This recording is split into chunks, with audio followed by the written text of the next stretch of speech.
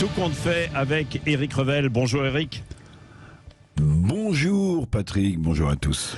Justement, on va reparler de Bruno Le Maire parce que avant l'officialisation à l'Assemblée, avant l'officialisation à l'Assemblée donc d'une réquisition des raffineries d'Esso Exxon par Elisabeth Borne, eh bien c'est Bruno Le Maire qui était monté en premier au créneau pour durcir le ton face aux grévistes. Oui, c'est ça qui est assez intéressant politiquement. S'entend, c'est Bruno Le Maire, le ministre des Finances, qui dès hier matin sur France Info avait affiché un ton extrêmement ferme face aux grévistes des raffineries, parlant, lui, officiellement de réquisition. Il ne vous aura pas échappé d'ailleurs que dans la fameuse réunion de lundi avec ses ministres, Elisabeth Borne n'avait pas demandé à Bruno Le Maire de venir. En tout cas, c'est lui qui le premier a dégainé pour réquisitionner en partie les raffineries, parce que ce matin, vous le disiez, on ne sait plus trop où on en est. Ouais. Comme en 2010 d'ailleurs sous Sarkozy, où des raffineries avaient été réquisitionnées, le tout évidemment pour essayer de sortir le pays de l'ornière dans laquelle il est. Mais c'est bien Bruno Le Maire qui a affiché en premier, c'est intéressant, cette fermeté pour le gouvernement. Oui, Bruno Le Maire qui était ferme aussi parce qu'il a tapé du poing sur la table pour montrer du doigt les avantages économiques dont bénéficieraient en ce moment les États-Unis grâce à la guerre en Ukraine. Oui, toujours à l'offensive, Bruno Le Maire. Oui, c'est lui aussi.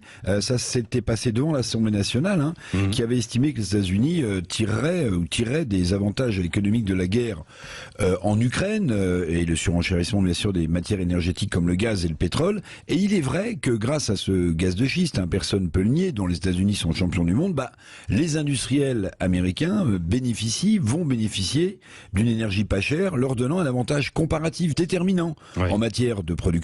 Eh bien, Bruno Le Maire avait dit attention, il faudrait quand même pas que les États-Unis, premier financeur de l'OTAN, c'est vrai, tirent trop d'avantages de ce gaz de schiste à court terme, voire même, alors il n'a pas abordé les chapitres, mais on peut se poser la question, voire même à court terme et à moyen terme, une fois que tout ça sera fini, espérons le plus vite possible, de la reconstruction, en Ukraine. Et bien là encore, c'est Bruno Le Maire qui était monté au créneau. Oui. Qu'est-ce que ça veut dire tout ça? Est-ce que ça ne cache pas justement de grandes ambitions? Je pense à 2027 par exemple, 2027 par exemple. À 2027, oui.